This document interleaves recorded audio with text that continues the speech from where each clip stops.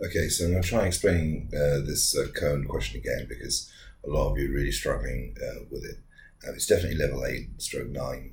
It's pretty involved, so just bear with me.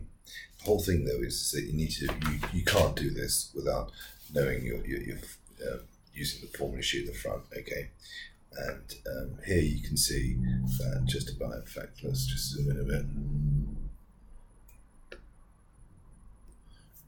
You can see that you've got volume of a cone is a third pi r squared h, okay, and the curved surface area, okay, is pi r l, and you can see that L is the slanted length here, not the height, but the slanted length, and the curved surface area is just this bit going around the outside, okay, doesn't include flat bottom.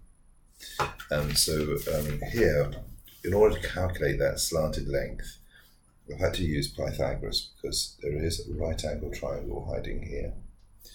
And here I've used Pythagoras, height, radius, and I've used Pythagoras and calculated that this is 13a. You get 169a squared, which when you square root gives you 13a.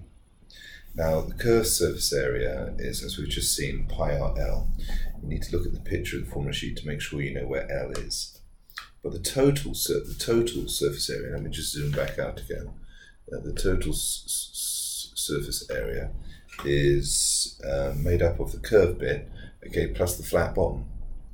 Well, the curved bit's easy, it's pi r l as we saw from the formula sheet, and that multiplies together to give you here 65 a squared. Pi, 5 times 13 is 65, a times a is a squared, 65 a squared pi. And the flat bottom is pi r squared, so that's pi times, don't forget the square of the 5 as well as the a, gives you 25 a squared. Add those two things together and the right hand side of the question becomes pi times 90 times a squared. And remember, they said that the total surface area is equal to 360 pi.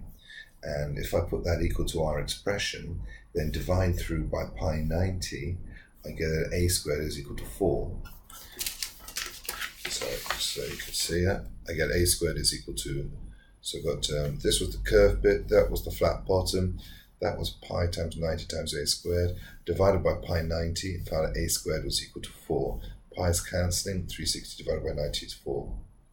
Square root, get plus or minus 2, but I can ignore the minus 2 because it's obvious that because this is the length, that minus 2 is positive, the length a is positive. So now I know that a is 2, I can go back and use the formula for a cone, which is v equals a third pi r squared h. And I sub in my radius, which was 5a, and my height, which was 12a. You might remember that from this diagram here, the height is 12a.